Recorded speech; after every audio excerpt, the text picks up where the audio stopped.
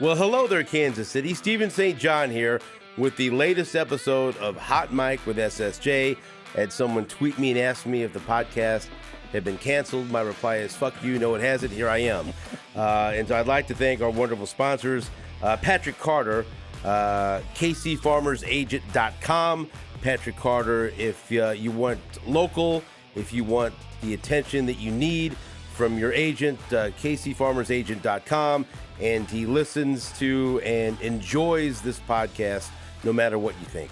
Also, CBD American Shaman, our good friends over there, and my guest today knows all about CBD American Shaman. He's always vaping constantly and rubbing cream all over his body. Frank Boal, the godfather of Kansas City sports. What can you tell us about our friends at CBD American Shaman, Frank? The best, man. Vince Sanders and Jamie Woolard. They are the best. I think heard about them I forget even long it's been. They contacted Tim Grunhard, and Timmy was trying to do the crunch time thing and get it rejuvenated again, put back on the air. So they said, hey, we'll sponsor that. And they sponsor virtually everything at the radio station. I mean, gummies. Anything cheese related they do. But they contacted Timmy and said, yeah, put a show and we'll sponsor the show. And then Tim said, you want to be on the show with me? I said, yeah. So you love the product, don't you? The gummies, the vapes, the cream, all of it. I use the topical. I use a topical cream. Where do you rub it? I rub it on my on the knuckles of my two typing knuckles. Yeah. My 2-finger typing knuckles. Tired old knuckles. That's it. And then I use the water soluble every morning, and that's where I am. So, an old knuckle shuffle needs some help with that. You know how you bend. You're bent. Yeah. Never mind. Okay. That's right. Okay. CBDAmericanShaman.com. They're wonderful people, and they're also wonderful sponsors of this podcast. So I've been wanting to have you on the podcast. Wait. Before we get started. What? Okay. I know what I am. Okay. I'm the sacrificial lamb. After last week's 100,000 views on Jake and you, and they crying and MFing each other and doing the whole deal. It was that, you know what? That was unbelievable, though. It was great. So you remember when Roy Firestone used to do his show on ESPN where he'd interview athletes? Yes, I remember. And he'd always get them to cry. Yeah. And so my goal is to get you to cry during this podcast. So if I could do that, my job is done. And you've watched most of Hot Mic with SSJ episodes, yes, right? absolutely, yeah. Do you hate them? Do you like them? Oh, I love them. So I love you're them. here, and sure. So we thought it was, and Ben's bounced this idea off me. I've talked to Lebo about this. People know the personalities of Sports Radio 810 and guests and contributors, but they don't know them. And so I want to use this almost as one of the things. Obviously, my dad's a regular guest, and he comes on and tells his tales. That's right. Jake's going to continue to be a guest via Zoom once a month and let us know what the hell he's doing in that cabin in Colorado and if he's been arrested yet. I know some of the things he's doing. Yeah, my dad says he'll be in jail within 3 months. We'll see. That's the over. No, because that stuff's all legal in Colorado. Right. So you don't have to worry about that. Not everything. You know what? We're wondering if Jake is going to pay his taxes. That's all we're focused on right now. And so I thought, what better way than to start this process than to talk to someone who's had the longest, most successful career that I know, Mr. Frank Boal. And so, and my dad wanted me, interview Frank.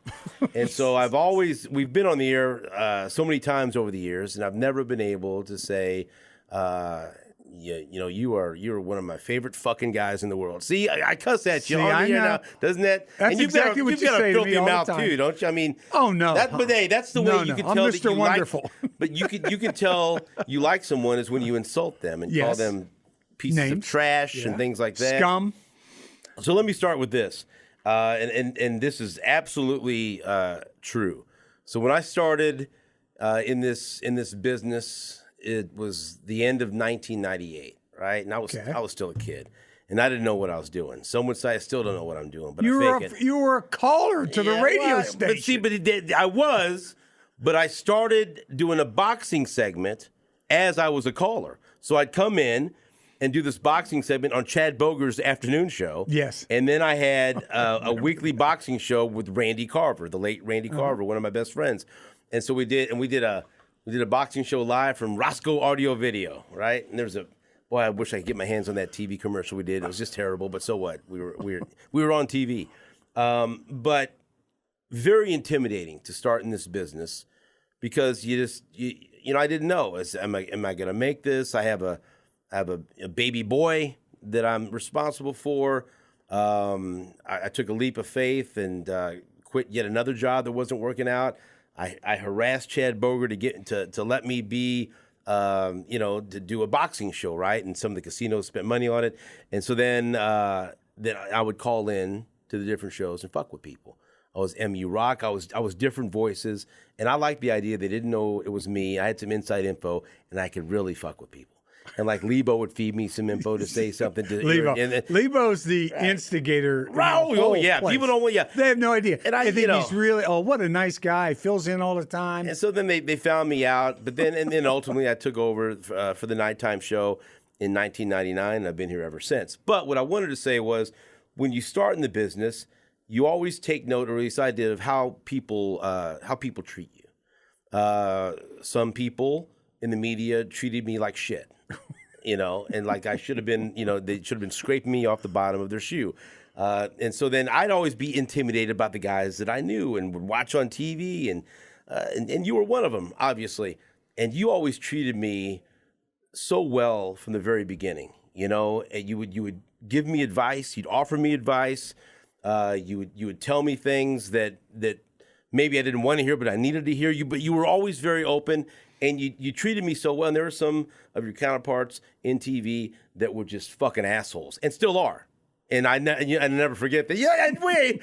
I look at if you're not watching this on YouTube, you can see the look on Frank's face. It's like ding, ding, ding. I know what you're talking about, and that just is. They look down upon you. Back then, a lot of people, they still do look down upon sports radio. You're not real media. Whatever. We're entertainers, by the way. But the point is, I've always been so thankful that there were, like Lebo, your man Don Proctor, a group of people that were established in this business that didn't make me feel like shit right off the bat and chase me away, and you were one of them. And that really meant a lot to me, and I've always had a tremendous amount of respect for that, because you didn't have to do that. And whether you know it or not, so many people look up to you. You were the man. You are the man. And so that was always something that really meant a lot to me, and I've always been very thankful, and I don't know if I've properly thanked you for that until now, because you helped a kid that was confused and not knowing if he was going to make it. You gave me some confidence that I could do this thing. Yeah, well, first of all, thank you. Second of all, the one thing you did that a lot of people won't do in your position is ask questions, because they don't want to hear the answer. Right. Okay. So you were always wide open. You always say, hey, look, I'm trying to do this, trying to do that. I never gave you ideas about subjects or things of that nature, but just how you handled yourself on the air. And there was never a problem. Obviously, look at your career. I mean, you can look back on it and say, despite the people who treated you like crap, and despite the people who listened to you and gave you great advice or whatever. Number one, you took the advice. Right. Number two is you don't let the other people hold you down. So that's the most important thing in the business. That always motivated me. Exactly. Doubters and haters, that motivates you, but you also embrace the people, right. and the people that are successful. Why wouldn't you listen to the advice that they give? Yeah. Why wouldn't I listen to your advice? Right. And the other part for me is I was a lot like you in a lot of cases, because here I left a very what probably would have been a fairly successful career, because I got jumped on some guys' coattails that I'd coached back at Villanova. And I just packed up. And this is why I related to Jake so much when he decided to leave. Okay. We can talk about that for a minute, too, if you want. But the deal is that my deal was I quit a job as a college football coach, okay, with a bunch of guys who ended up going on. One of the guys on the staff has 2 Super Bowl rings. Another guy was the interim head coach of the San Francisco 49ers. Name some names. Okay, yeah. The Freddie O'Connor was our offensive coordinator at Villanova. He went up into the pros as an offensive coordinator, ended up being on the San Francisco 49ers staff when they changed head coaches. He was the interim head coach for like the last 8-9 games a year for the San Francisco 49ers. Jim Bates, long-time offensive line coach in Cleveland and a lot of other stops in the NFL. He was our offensive and defensive line coach at Villanova. We had a guy, George Landis, ended up taking Bloomsburg State to Division III national championship and won that. We had a couple guys who won high school championships and the whole thing. Tim Rooney, who's from the Rooney family, okay, he was a nephew of Art Sr., was on that staff, okay. He ended up going to the New York Giants, winning 2 Super Bowl rings as the general manager. Okay, we Dan Laughlin, really good friend of mine, God rest his soul. He just passed from complications from Alzheimer's just not too long ago. He ended up working with the Rooney family because he knew Timmy. He ended up and went to Green Mountain Raceway in Vermont, ran the dog track up there, ended up in West Palm Beach running their dog track and poker room down at West Palm Beach, which is a Rooney family, under the Rooney family umbrella, along with the Pittsburgh Steelers. So there were some guys on that staff that even if I'd have stayed by osmosis. All these connections I had. And I said, boom, I'm leaving. I'm going. I don't want to do this. I packed up everything I owned.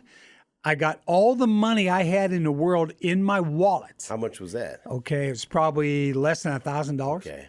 Packed up. Now, we're talking back in 1970. Yeah, let's get the timeline right. 74. So where were you born? Oh, I was born and raised in Pittsburgh, okay, Pennsylvania. And you went to what high school? I went to Central Catholic High School, same one Dan Marino. Okay, and you were a football star. I played football on my high school team, yeah. We're the number 1 team in the state of Pennsylvania my senior year, yeah. Played with anyone that we would know or any names? No. Okay.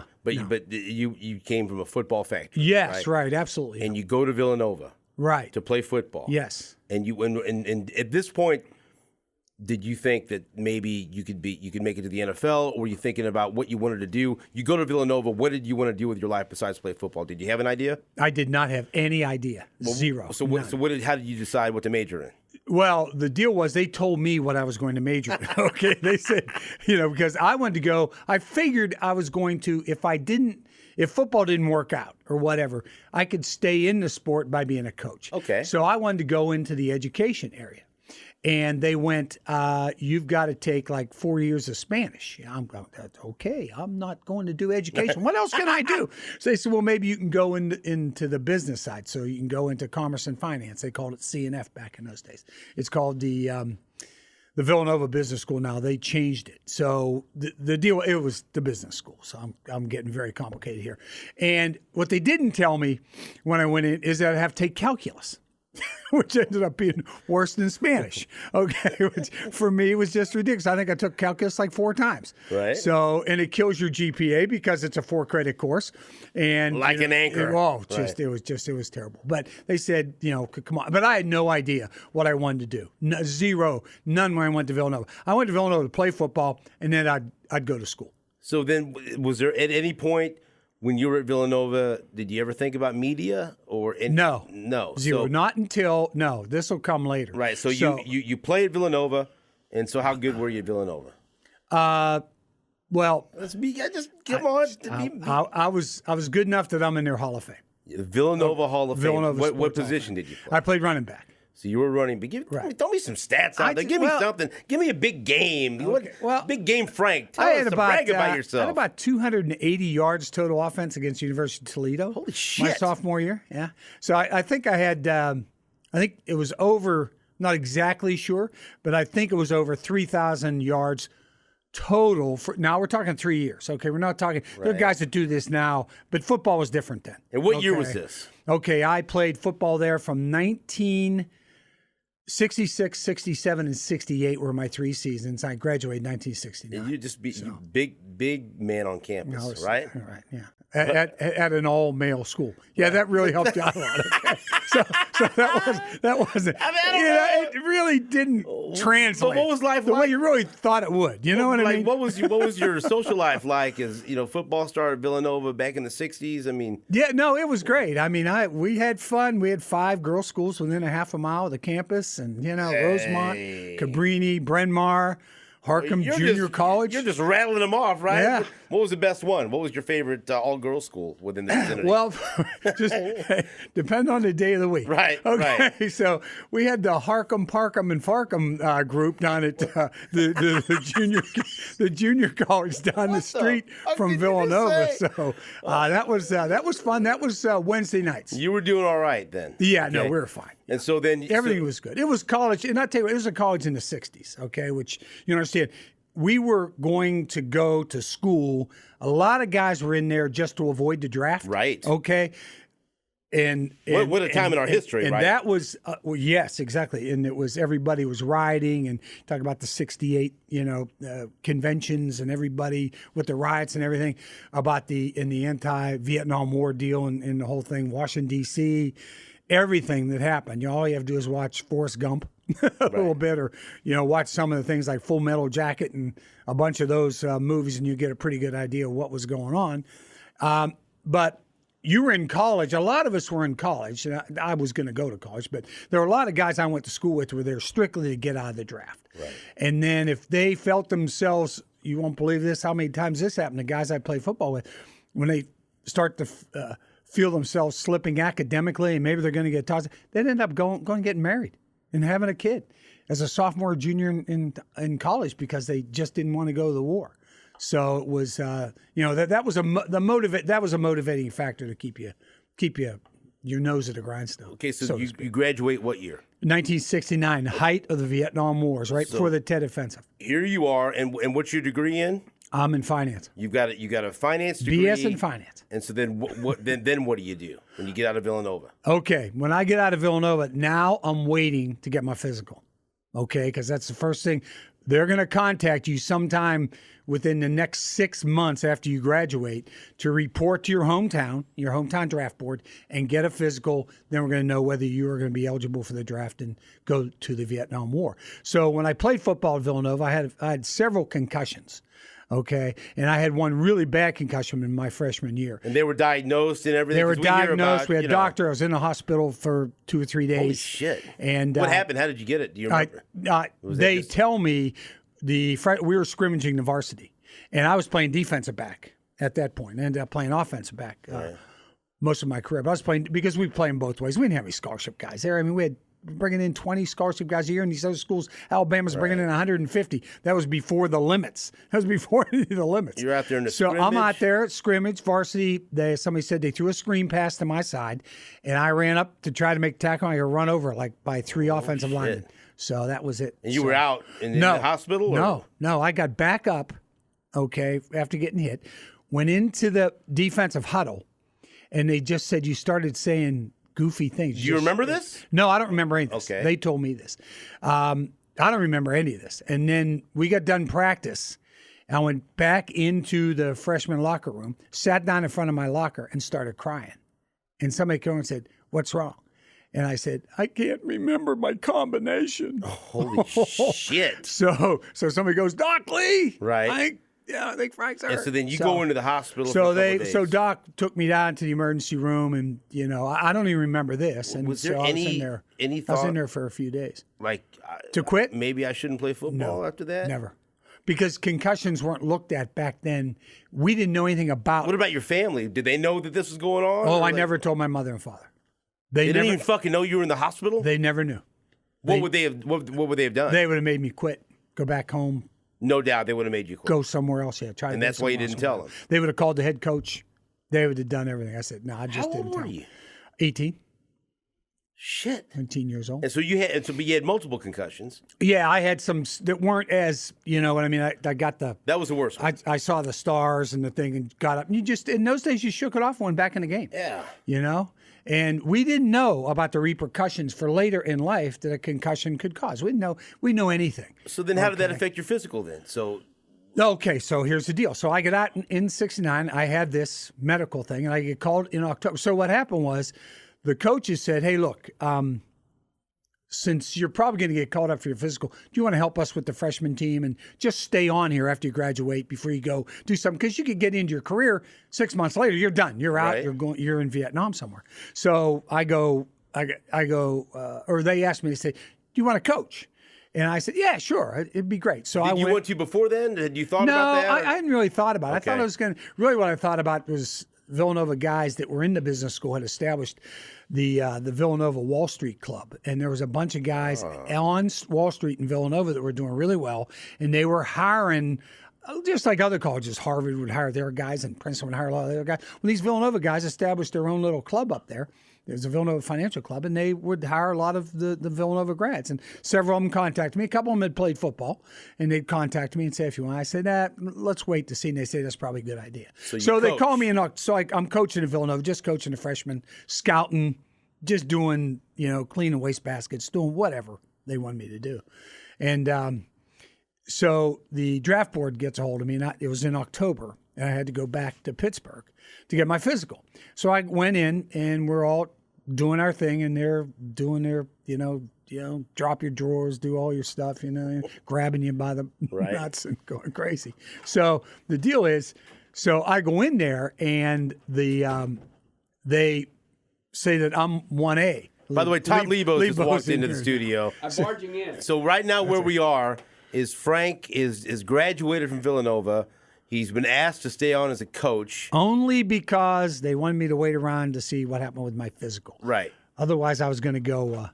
I was going to go in and I was going to go to Wall Street. Right. Okay, so you start coaching. You're going to get to run Wall Street. I was going to go Wolf of run Wall Street. Wall Street. I was So going then to be you the start wolf. coaching, and do you like it? Do you love it? You know Is what? it, I did what I was doing. I mean, it was like I was just going, what am I doing here? These guys they're working 16 hours a day, and I'm going, what the heck are you guys doing? So I go get my physical. They tell me I'm 1A. I'm fine. I give them the doctor's report. About the concussion? There's 3 people sitting. I still see this today. There's a woman sitting in the middle and 2 men sitting on either side of her. And I handed her, she seemed to be the boss, and I handed her the concussion. She looked at it and she said, okay, today we're going to reclassify you 4F, meaning you cannot serve in the military. Okay, but we're going to review this and we'll get back to you. That was in October. So what was your reaction when you heard that? Well, I was pretty relieved. So I called the coaches. They said, why don't you finish out the year, and then after the first year you can go do whatever the heck you want to do. And I said, okay. So I said, I'm still being reviewed, and they said, well, come on back. So in December they come back to me and say, we've reclassified you 1A. Time to go. You're going to go. You're going. You're going to get drafted, and you're going. Oh, fuck. January 1970, they institute the lottery, the draft lottery. Pool number 252. So I didn't. That's the only reason I did not. Yeah. Go What to number the did they get to? They won 131 or 150, and it was quick. What they did was it was real quick. Every date got a number. Had a number. Right. So they drew them out of ping pong balls, really. They did almost so like it was your birthday. Bingo. It's like Right. bingo. They're pulling these poor guys' names out. So they started at 1. So if your birth date was whatever ended up being corresponded day with 1, number 1. You were number 1. So they just drew them out in lots, and then it was like a bingo game. It's like when you hear For these guys' stories- lives, for young men, 18 to 22-year-old guys' lives. But that's on just the like line. why I think it's so wild. Like when my dad tells me he just went. I know. He just wanted to. He went Right. by choice, Right. and lied about his age so he can go a year early. Yeah. And, and that's why I look at my dad. Fuck, man. Yeah, my dad had signed up for.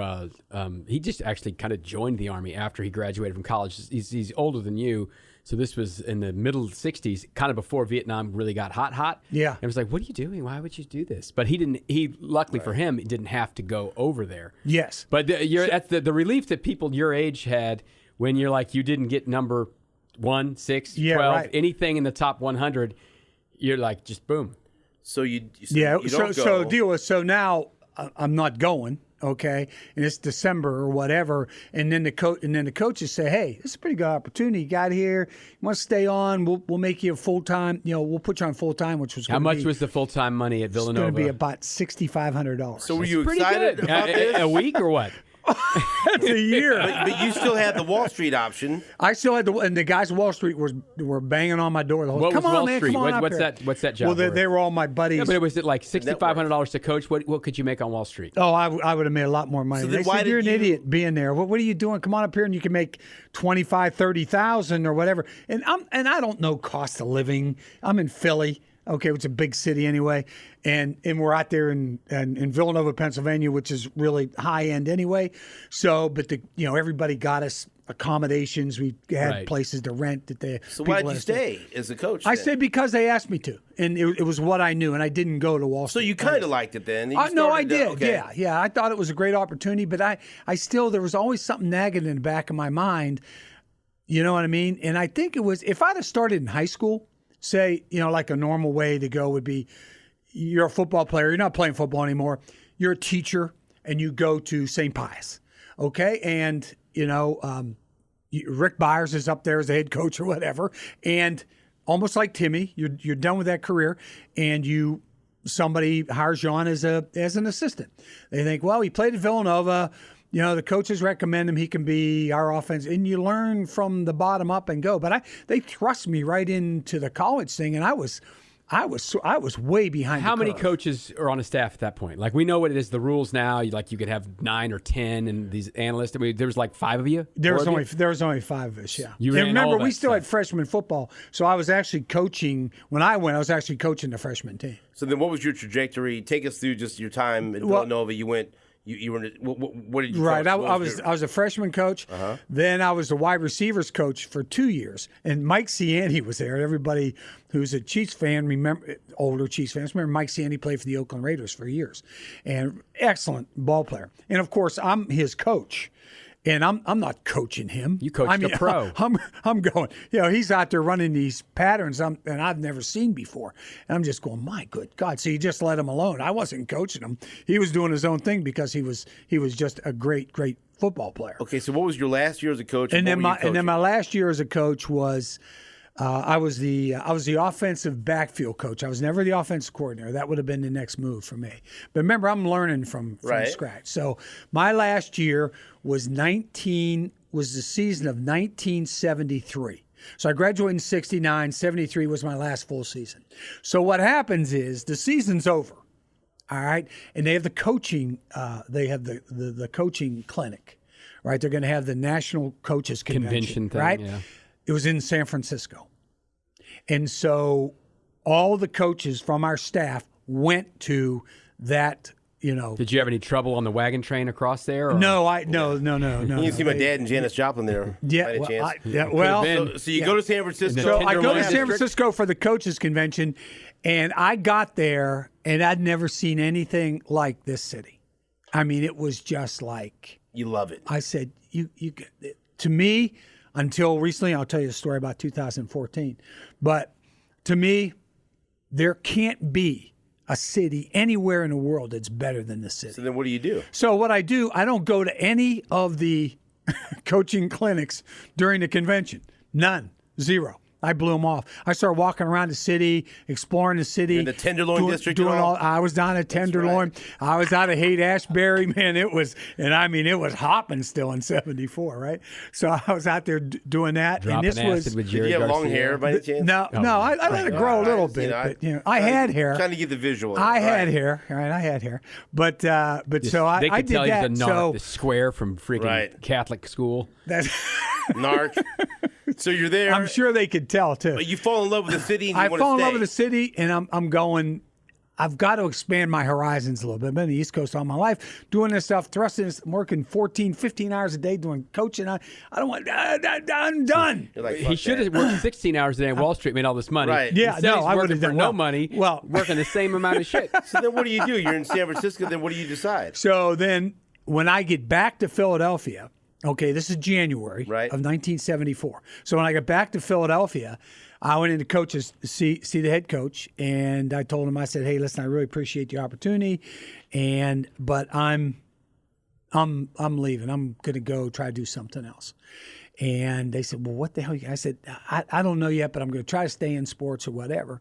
It just so happened that day that the two guys who did our play-by-play in color for the football game were in the outer office talking to some of the coaches about the upcoming spring practice and what's going to happen or whatever. These two guys were insurance salesmen. Okay. Right. And they did it as a second job. So they're sitting out there, and I come out and I told them, "Hey, I'm leaving." And I'd been doing a little bit of a coaches show with them. Okay, because in those days, a coaches show didn't pay anything. So nobody wanted to do it. So they passed it down to the junior guy on the staff, who was me. I told you, I was emptying garbage cans and doing coaches shows, right? So I did it with them once a week, and I sort of enjoyed it. I had a good time doing it. We'd have a player on, I'd interview them, do whatever the deal was. And then they'd interview us, talk about the upcoming opponents, all that sort of crap. So I'd sort of enjoyed it. And so these two guys are sitting out there, and I say, "Hey, appreciate all your help. It was fun doing the show with you." And they said, "Well, where are you going? What are you doing?" So I don't know. "I'm moving to San Francisco." I said, and they said, "You know what you got to think about? yeah, think about it. You got to think about doing this, what we do. And I said, well, I still have to get a full-time job doing something. No. They said, go get a journalism degree. And we both wish we had journalism degrees. We had never sold insurance. Right. So I thought about it, and they said, you know what? There's a couple of schools in the country where you can go to school at night. If you have all your prerequisites, okay, from college with another degree, and I my finance degree, they'll put you in on a little track for journalism. A little track for journalism. They'll give you all these courses and when you get out, you'll have a journalism degree too. And I said, boy, that's great. He said, well, what's good? Well, Temple has one, which is right in Philadelphia. Well, that's no fun. You want to be in California. I ain't going downtown Philly. Right. Okay. And so I'm thinking, well, what about, outside the area? And they said, well, San Francisco State. And I went, bing, bing, bing. Done deal. Bing, bing. San Francisco State. And they didn't know I'd just come back from San Francisco. Okay, at the coaches. So that's you didn't. They didn't know you were going to San Francisco. They had no idea I was going. Then it was perfect. They had a radio and TV studio there at the station, like KU. Did you drive your ass across the country, and what were you driving in? I was. You ready for this? Yeah. Gran Torino. He took the Gran Torino all the way across. Convertible. You pack everything up and you go. I packed up everything I owned, every bit of clothing. I put a little less than $1,000 in my wallet. What'd your family say? Okay. Cash money? Cash money. You went out there with cash money. A young, fresh-faced man with cash money in the tender cash money. What could go wrong? Did your parents? Were they the deal was, so I leave Philly. He was a lost cause. Yeah, I was Did you tell him you were going? No, I did not Okay, tell him. I didn't tell him I quit either. So I told him, hey, I'm coming home. I got something to talk to you about. Oh, jeez. So I drive from Philadelphia. I'd already made my decision. I'm done. I got everything in the car. I got my money in my back pocket. I drive. I make the 4-hour drive across the Pennsylvania Turnpike. That god-awful trip that thing was. But the deal was, so I get home, and I sit them down. It's middle of the afternoon. My dad's home for some reason. I'm not sure why he's home. And it might have been a weekend day. And so we're sitting there, and I say, hey, look, I quit my job at Villanova. They go, oh my God. You're like 25, 26 years old. You're a grown up. Yeah, You're not some kid. Wait a minute, sort of. Remember, I'm still headed to San Francisco. I know. I haven't grown up quite yet. Yeah. In fact, I'm not sure I But have you're not yet. some kid like I'm quitting college. You're a grown man who's had a Not a job. little kid. And you sit and tell your parents, right, I'm out. So I tell them I quit. And so my dad and mom go, well, okay, that's good. Listen, we've got people we know at Mellon Bank. Yeah. We got people at United States Steel. You can stay here until you get a job, and then you can. I go, go to the postal service. Hey, no, right. I said, I'm leaving tomorrow. I'm going to California. I'm staying here overnight. I'm With leaving. An ache in I'm my leaving heart. tomorrow. Were they pissed off? They were. Well, they started crying, and I've never seen my mother and father cry in the same room ever. And never seen them cry in the same room ever before. Because they were going to miss you, or because they thought you were fucking up your life? Well, probably a little bit of everything. They were so elated when I wasn't going to Vietnam. Right. Now all of a sudden I'm going, as far as they're concerned, I'm going to, San Francisco. Well, all they know about San Francisco is the crazy shit they see on TV. Is all the stuff they see at Haight-Ashbury. Yeah. They think I'm going to get hooked on drugs and I'm going to be gone. I go. So I packed up everything and I'm gone. You drive to Kansas City on your way out there? I did. You wouldn't believe some of the stuff I have in my old scrapbook with pictures on them and the whole deal. I have a picture of the sports complex. And I'm driving. Barely this is built, 1974. Right? Yeah. No, it was up. So both the stages are side by side. 2 years old. I'm driving I-70. Okay, going across, and I stop here in Kansas City because one of my best friend's brother lived here. He lived on Webb Street, WEBB in Overland Park. Dick Hammer lived here, and Chucky Hammer was my buddy. Is that a real person? That's a real. No, it's a real. Chucky Hammer was my best friend in high school, and this was his oldest brother. That wasn't your nickname at Villanova, that wasn't mine. Old Dick Hammer in the back. On the Jersey Shore. Here comes old Dick Hammer. Hold it. I was the Dick. Okay, not Dick Hammer. So, and I stayed, and we went the night down to the Country Club Plaza. I was in Houlihan's. He and his wife went to a movie. I didn't go. I went to Houlihan's and stayed around, drank, and talking to people. You meet anyone? City. Mm-hmm. I didn't meet anybody there. Okay. No. And they came back. I was hammered by the time. With the hammers. Dick Hammer. Yeah, right. I was hammered and the whole thing. So you spent a day in Kansas City. Well, I did. I spent a night in Kansas. But I was driving through. I got off the exit for the sports complex to take a picture. And I take this picture, and on the back of the picture, I put the date and the whole thing. I say, you know what? I may work here someday. Bang. And I took off the rest of the way and drove. So then I think I drove to Salt Lake City. Yeah. And then it's like a 3-day drive, right? Well, it's a long drive. You don't just do that. You don't bite that thing off in a couple of days. And you had to go down were you enrolled in San Francisco State? No. You just drove to California. I just drove because remember I'm getting there after the semester starts. Right. So what were you going to do till semester was over? Well, I was going to wait. Well, I was going to get a job because I was going to have a job during the day. But you weren't on Monster.com getting a job. You went out there with I wasn't nothing. on Indeed. No. Did you have a place to stay when you got to San Francisco? No, I did not. Gee, many I didn't have. So you end up enrolling. You got in there. Yeah, right. I enrolled. I started in the summer and I virtually went 4 days a week. Went Monday through Thursday. Did not get a full journalism degree. I didn't stay long enough. Now, when he says virtually, that means almost, not actually virtual. It wasn't Zoom. So how long did what you go was to your school day for? job? Yeah. Oh, I worked for Wells Fargo Bank driving a truck, but I wasn't driving an armored car. I was driving a little Ford Courier, open backed. This is how long ago this was. We used to go from branch to branch, grab the check bag, giant bag, just full of checks, full of checks that everybody had written during the day, threw them in the back of the truck, went to another branch, picked up those, took them down to the collating station in downtown San Francisco. That's why you could write a check on Friday in those days, and it wouldn't come up until next Tuesday. He was actual human Venmo. I was a human Venmo. So I did that from 6 in the morning until 2 in the afternoon. And how long did you go to school for? I went to school for about 1.5 years. So take me to when you got your first job in broadcasting. Okay, so I apply for jobs. They have a job board, right? So I started applying for jobs, and I'm applying for everything. I'm applying for, I'm applying for TV jobs. You'll do it all. I apply for a job in Casper, Wyoming, which is one of the starting markets for a lot of people. So I applied for a job in Grand Coulee, Washington.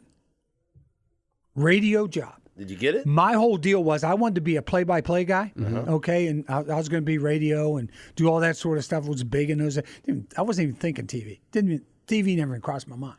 So I'm going to be the next, great Al DeRogatis. I'm going to be doing play-by-play and doing all that stuff. So Grand Coulee, I'm going to do high school. I'm going to do their high. They got a high school up there. So what's this thing pay? Okay, this paid. I was working 6 days a week. $100 a week. You're $5,000. I'm good, but they also let me sell. They also put me in. They let me sell some advertising on the side for the basketball games and all stuff. And what year is this now? This is 1976. Okay. This is like February of 1976. I'm moving up in the middle of, You're just a single man here yet. I'm still a single man. You haven't met Jan? No, I met Jan. I met Jan in San Francisco. Okay. Yeah, While you're going to school driving check trucks. Yeah, but not till very late in my tenure there. I met her in October and left in February. So then how long were you up at this first spot in Washington? So I get there, all right? And they have this place lined up for me to stay. So it's like a hut. It's like a Russian yurt, right. If you know what a yurt is. Yeah. Okay, so not really solid walls. I know what a yurt is because I've been watching The Righteous Gemstones. There you and go. The guys in the yurt, the love guys. Keith Go back to your yurt. Right. Yurt. Okay, it's like a yurt. It is in the back of a junkyard. The guy in front is a junkyard salesman. Right. You're in the yurt. I'm in the yurt in the back. It's his yurt. Were you like the fucking watchdogs or what? It's exactly what I was. You could go in there, and when I go in the morning to take my morning sit, okay, right? The bathroom door doesn't close when you sit down. Right. You could stand up, and the door would close, but why? Who cares? You sit down, turn around, your knees you can't get the thing past the head. You can't get it past the toilet. So I'm sitting there in the morning, and I'm thinking back to where I've come from and what city I was just in. Could be on Wall Street. And I'm sitting there. I can see every square inch of my place. I can see the bed. I can see the kitchen. I can see the front door. I can see the whole. I'm going, what the fuck? Nice place to bring. He said it. It's a nice place to bring some girls back to. Oh Huh? my God! You want to come to my yurt? You weren't even thinking. Go to the junkyard and then go get past the dog. If the yurt is a rockin', don't come and knock. The yurt. Oh my God! The yurt. So you did high school stuff. How long? You weren't there long. No, in fact, I did the basketball season. I'm out selling. Okay, I'm out selling stuff. I run into this guy named Jerry Eisenhart. He owns the radio station in Lake Chelan, Washington, which is a couple hours away. Basically, we met somewhere in the middle, right. Wenatchee, Washington, somewhere like that. We're up in the middle of nowhere. I mean, the Grand Coulee Dam's there, and the next city to us is Electric City. That was the name of the city. Because it was like the electric dam. Because the dam was power. all the hydropower is going to California, wherever, off of this dam. You know, and they have a big resort area back, but I'm living in this yurt, right? I'm not having any fun at all. So I meet Jerry Eisenhart, and he said, "Hey, do you really like working at that, there?" And then I said, "Well," no. He said, "Come on over and visit us." So I go over there, and this is a beautiful little resort town. Yeah. It's small, it's beautiful. It's got a big, long, man-made lake, Army Corps of Engineers lake, and the place is beautiful. So you say yes. I say, I'm coming. So I quit still the other radio. job. I was there. I was the first job 4 months. This is still radio, though. We're not still TV. radio. They have 2 high schools there. One's shit. Chelan High School. One's Manson High This School. is big money now. This is the deal. Now. Where'd you live there? A yurt? I didn't live in a yurt. I lived apartment. Just after we got married. So we lived in a double wide. Okay, but it was on a nice piece of property. And how much you getting now? Now I'm only working 5 days a week. I'm still doing sales and stuff, but I'm making about $200 a week. Okay, so I'm making a little bit more money, and I'm making stuff for doing the high school games, so I'm making. I'm getting making by. ends meet. I'm getting. You're living in a double wide. I'm getting by. A young so man.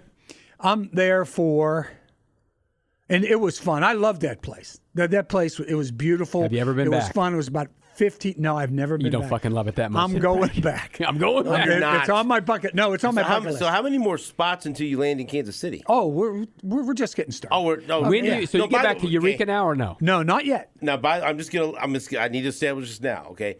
There's zero fucking chance this is a one-part pod. Can you come back next week?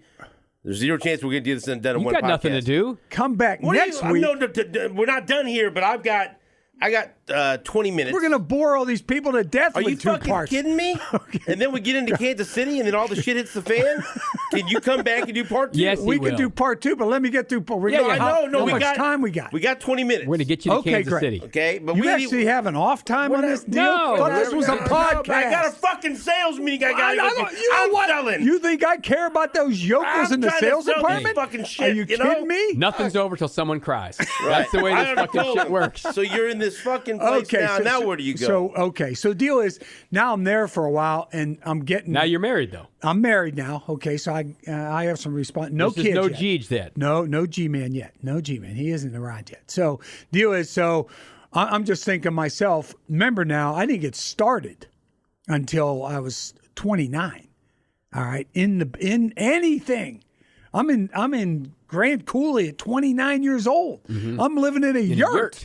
All my buddies are on Wall Street making This dumb motherfucker. $100,000 a year. At any point are you thinking, I need to go back to Wall Street? And they're calling me all the time. Come on, Pudgy. They're calling me all the time. Come on, you can't. So why Come the on. fuck don't you go? I didn't want to go. I just Okay. didn't want to do that. So then where's the next spot? Okay, so deal with we're probably about a year and a half in Lake Chelan, and I loved Lake Chelan. Lake Chelan was great. Loved if you it ever so go much, up you've there, never been back. all the people Bucket from Seattle go over there. They have summer homes over there. The whole deal. It's a beautiful spot, right? So I'm going. I gotta get. I mean, I can't stay in Lake Chelan the rest of my life. I mean, this is ridiculous. I just can't. I'm a disc jockey, and I'm doing play-by-play, and I'm you're spinning selling records? You're I'm- playing I'm some spinning fucking records. hits. Yeah. I'm taking requests at night. You know, you hit the record Yeah. button. You go, Play could it. you play Olivia Newton-John? You know, whatever. You know, sure. And then So if you had to take a shit, you play Stairway to Heaven. Stairway to Heaven, Yeah. baby. Love it. Disc jockey's dream is Stairway to Heaven. It was great. So I did that, enjoyed the hell out of it, had a lot of fun, met a lot of great people. So deal was there was a guy who worked there who left. He was an engineer. He took care of the tower and all, like Drake. Drake. All right. He was a Drake guy. And he left. And when he left, he said, I asked, well, hey, where the hell are you going? His name was Bruce Black. Oh, Bruce. And I said, where are you going? He By said, the way, I want to say that all these names sound fucking made up. Dick Hammer, Bruce Black. They're like Chucky fucking- Hammer. Wait till we get to Mark DeJosia. all right. You'll like him. So you're with Bruce Black. So Bruce Black is our engineer, and so I asked him, like, where are you going? And he said, I'm going to a radio station in Eureka, California. Now that's close-ish to San Francisco, so you feel like you're getting near the big town. 285 miles. You're But it excited feels about like this. you're there. Right. Well, you're in California. Yeah, you're in the state. California. So I'm going, oh, wow. And That's north of Jan, San Jan Francisco? was, yes. Yeah. Oh, yeah. Right north, at almost to Oregon. 60 miles below the Oregon border. Yeah. So Jan's from California, right? So She wants to go. so she hears Bruce is going, and that got her ticked off. So the deal was, so then This a radio station again? he's going to a radio station, right? So I keep him in the back of my mind, and I'm there. So I start applying for jobs, and I send him a tape. And they wanted me more for not as much on air as they wanted me to do. I was doing Humboldt State University is there. They had they had an opening. So I contacted Bruce. Bruce, long story short, I get the job in Eureka, right? So we pack up everything we own. You still have the Torino? Or you got a different car now? No. Now we have a what did we have when we went there? I forget. I forget what we had at that point. I think it was an old beat up station wagon or something. I forget what that was. Family truckster. So it was just a family car. So we just Drove your ass to Eureka. So we drive to Big money?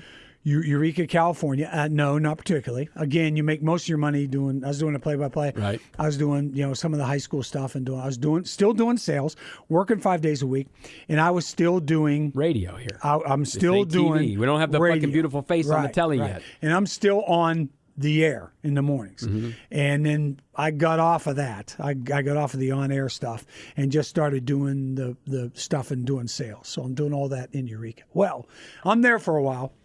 And Eureka is one of the smallest TV markets in the country. It's like 180. Barely rates. It's Yeah, way didn't up even have a there. number, Right. yeah. In fact, one of the stations was 2 affiliates.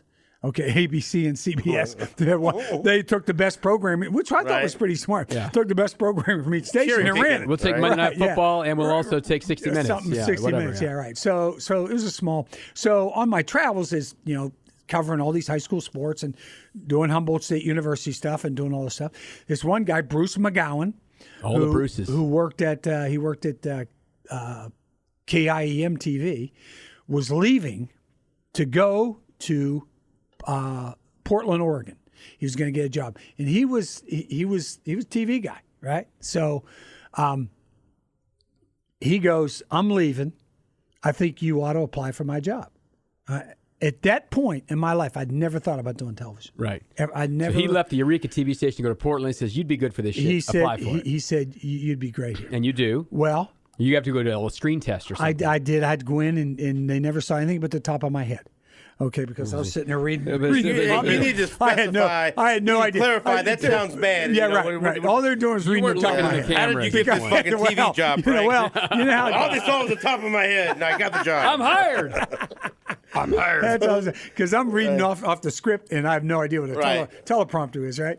So that didn't go very well, and they were very hesitant. In the meantime, the guy at KVIQ, which was the other TV station over there, he quits. Now there's job openings all over in Eureka. Now there are two job openings. These motherfuckers right, in competing Eureka. for Frank Right. Bowl. So the deal was KVIQ came over with a better. He said, "Here's what we'll do." Because at KIM, I thought I was going to have to do some sales and do all stuff, plus cover the sports every day and get the sports on here. I'm going to be there 24/7. bad. So You the could be deal on was, Wall Street, Frank. So KVIQ comes over and says, "Here's the deal. We'll hire you. You're going to be the anchor, and you're going to do the sports, and we're going to hire a female anchor, and she's going to do the weather." And you've never done this shit before. I'd never done TV before in Okay. my life. I said, "I'm on." Were they aware I'm of in. this? Did they? They knew. Of course they knew. But it's market number, like, they're reading almost 200, Hey, so. Well, still, he's never done it. They're reading the top of my head. So what's Okay, so what? Then how much are you making for this deal? Okay, this deal was about. I think I was up to about. I think it's maybe shit. $500, $600. You're in right now. In there somewhere. You're making money. I'm now making some real cash. Who was the lady? Who was the TV partner? The weather I lady. knew you'd ask me that. Now you don't remember this Oh, name? and she hated me. Boy. And Why I does he hate hated you? her too. Why? Well, because she just wouldn't work. Oh, the boy. Let me producers. tell you something right now. Frank doesn't like people who don't work. The producers would do. She'd make them write all the copy. She wants to show She up. wouldn't even read the copy before. She'd spend the hour between 10 and 11. Remember, news on 11 o'clock there. Between 10 and 11, putting her makeup on and getting dressed. So and why getting didn't she ready like for the you? newscast. She didn't like me either. I didn't like her. Probably because you working. worked. I'm gonna tell you this. Because I didn't like her. There's not many Because she women didn't don't like me Frank because- Bowl. Yeah, Right. right. What the fuck did you do? So the deal was. What was her name? Say it. I can't remember. Okay. I can't remember. But So she did I weather will and look she was it your up. co-anchor. She was my co-anchor and did the weather, and I did the sports. Well, Frank Bowl, over to you, all of a bitch. sudden, they had hired somebody to replace the other guy, and they hated him. Okay, he got on there and hated him. McGowan keeps calling But him you back. were doing news and sports. Take him off KVIQ and just tell him he can just do sports and no sales. No, just let him do the sports and do the whole thing. So that's they came over and said, look, you want to go to work for us instead? I said, okay. And they So gave there you a was raise? They gave me a raise. There was no non-compete or No, anything. You just went across I'd the never street. written a contract with a non-compete Yeah. at that point. So then what year do you make the switch now to your second TV job? Well, I'm gonna leave there. We're gonna leave there in January of 1980. So it's like 78, 79, right in We're there. getting close to a year Kansas City or so. now. Okay, Oh, only one more. no. you got 2 more we ain't stops. there yet. We ain't there yet. 2 more stops? So deal was If I know this shit right. Just one more. One more. So deal was, so I get the job, okay, and now we're in Eureka. It's great. We're in California. Garrett is now born. He's born in Eureka? He's born in Eureka. He was born in, you figure that, Mad River Hospital in Arcata, All this shit's California. made up, isn't I it? know, yeah, absolutely. Arcata. Was Dick Hammer there in the delivery No, room Dick by Hammer any was chance? not He's there. back here in Kansas City He's waiting. back Come on here back waiting here, for me. Pudgy. Saying, "Come on back, Pudge. Come on back here." So you got a baby, you got a wife, you're on TV and we're in Eureka. and we're in California, Yeah. which is great because my wife can get back Close to see enough. her relatives, 280 miles, and drive down for weekends and go do the whole thing close to San Francisco. Maybe get a job. Yeah. You know, hey, parlay this You're in a job. ready. Or Sacramento, right? Somewhere in the state of California, right? Yeah. So what do? Start applying for jobs, I and you start applying find- for jobs. Okay, and here comes Green Bay, Wisconsin. That's so California. Here comes Green Bay. You said San Francisco or Sacramento, and then you threw Green Bay in here's there. the deal. Here's the deal. So I apply for a job. I'm applying all over the place. This is just before Green Bay. There's a job opening in Orlando, Florida. Okay, so I apply for this job in Orlando, Florida. Comes down to 2 guys, me and this other guy. So I'm thinking I got my bathing suit packed. I'm ready to go. Right, we're going to Orlando. I'm going to Disney World. I don't think Disney World was even there yet. I don't know, but I'm going to Disney World. So You don't get the job. I apply for the same job. The news director calls and said, "Look, sorry, really loved your tape or whatever. We're taking this guy from Green Bay. We're going to bring him down here because he's got some experience with professional sports. He's done a little bit more stuff than you have, and we really like your tape. And good luck to you, and we'll see you." Who's this guy? So the guy, I forget his name. Oh, okay. I thought it was going to be someone famous. No. He did. I'll remember all these things later. But the deal was, But now here's how radio or TV works. He left there, so now you go try to get his job. No. The news director, before I get off the phone, he goes, "By the way, there's a job opening in Green Bay." Right. And he really didn't even say goodbye. He just hung up the phone. Yeah. So because that guy left there, you get to go. 1 minute later, I'm on the phone to Green Green Bay, Bay. right? So I talked to this guy, was McCrory. His last name was McCrory. And he was he was the news director, but he also ran the desk like Bruce. Bruce Lindsay? Bruce Lindsay used to do. He'd make all. Did all the work. He did all the. He was listening to all the ambulance calls and the police calls and the whole deal. But he was also the news director there. By the way, so you go to Green Bay, right? No, wait. So You go somewhere first? No. I'm gonna eventually. Let end him up- fucking You say let where me he finish went. the story. God damn it, So Todd. deal was, I call this You guy. got an appointment. I call this We're guy. not getting through this. No, I call this guy on the phone, their news director, and I say, "Listen, I want to apply for the sports job that you have open in." And it was not the main job; it was a Yeah. weekend job. For the sports job you have in Green Bay, he goes, "We don't have a sports opening." You're I gonna. said, "Yes, you do."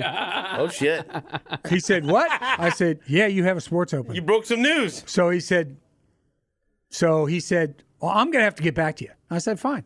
So I left my number, whatever. 20 minutes later, he's back on the phone. He said, "Send me your tape." Send me the tape. I sent the tape. They never flew me in. They never did nothing. They took me on the tape alone because I'd come down to being the number 2 guy in his job in Orlando, right? Which was a way bigger market than Green Bay even. So they figured, okay, let's see the tape. Okay, tape's fine. Boom, we'll hire the guy. So they have no. So now I'm taking my poor wife and brand new baby What boy. did she say Did about you drive your ass to Green Bay? I drove to when you to said Green Bay. Green Bay- Actually, truck? they flew. I ended up you drove. driving. But what did she I say drove when to you U-Haul. presented Green Bay to her? Well, I guess this is what we're doing. Be honest. Was she That like, was- fuck she this? Was, she was not happy. Because she's She was California. not happy, but I told her before we went into this union that we're probably going to have to move and I'll try to keep in California, whatever. But there was no openings in San Francisco or Sacramento. Jan, don't worry. The weather's great. Don't the worry. the winters are Listen, mild. Here's It's the like best. California. When did you the move? best. So What month? when was we moved? January. All right. Hold on. No.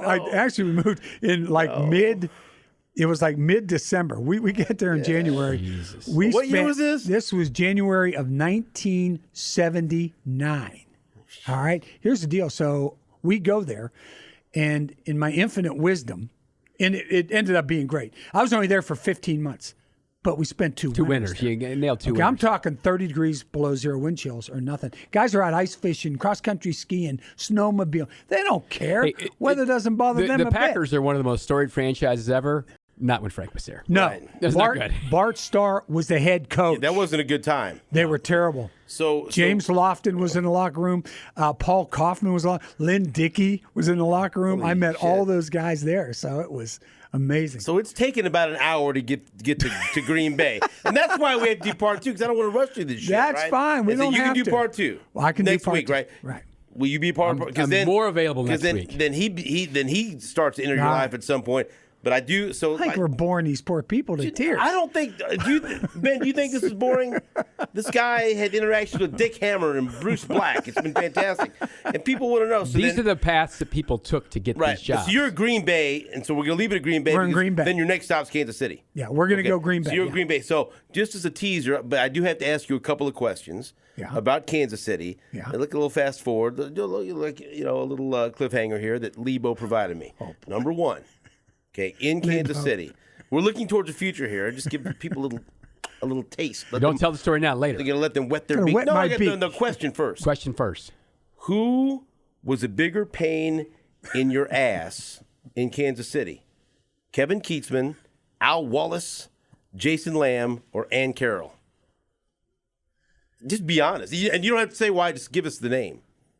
Continued next week. You gotta think. Do you know what he's gonna say? I have Yeah, no okay. idea. Oh, he's going to say none of them. Okay. That's what he'll say because Pudgy's fucking nice. Okay. Were you ever hit by a car while working in Kansas City? In Yes. Seattle. But you were hit by a car in Seattle. Yes. What the fuck happened there? Can you tell us that? We got a few minutes. What? I was hit by a car in the Seattle parking lot by the girlfriend or wife, she was drunk, of one of the Seattle Seahawks players, but I'm not sure which. It was scary as fuck. talking It was about? scary. How big was the bruise?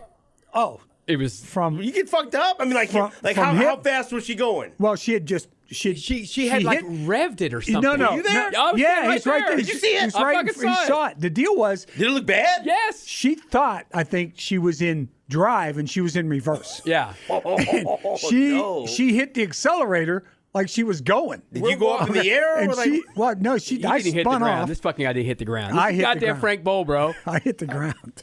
I was bruised from my hip to the top of were my you my carrying knee. anything? Like, Yes, were you we just had all of our I had- gear, those- bags, and all this Tell shit. me what you're seeing from your van. What I are you was seeing? carrying dark. I was carrying a tripod. It's dark. I think I'm not Al's laughing, there. but I am. Our photographers. I don't remember which photographers. Fritz, were I think there. it was Fritz. Probably Fritz. And this is when we were doing all the shit. We probably had a producer. We had all kinds of people. Yeah. This was Joe Montana times, right?